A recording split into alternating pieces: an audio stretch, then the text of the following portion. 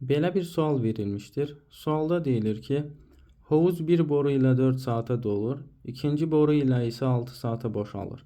Hər iki boru eyni vaxtda açılarsa, hovuz neçə saata dolar? İlk öncə bizə məlumdur ki, bir boru hovuzu 4 saata doldurursa, o zaman 1 saata onun 4də 1 hissəsi tam dolur. Digər boru isə 6 saata boşaldırsa, 1 saata onun 6da 1 hissəsini boşaldır. Ümumi boşalması üçün hovuzun sərf olunan zamanı isə 4də 1 minus 6da 1 saata bərabərdir. Əgər ki, hər iki boru hovuzu doldurursa, o zaman sərf olunan zaman onların cəminə bərabərdir. Bizdən isə bunu tapmaq tələb olunur.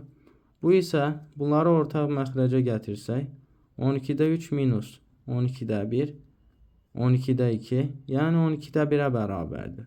O zaman bizim bu hovuz 1 saatda 12də 1 qədər dolursa, hovuzun tam dolması üçün sərf olunan zaman 12 saata bərabər olar.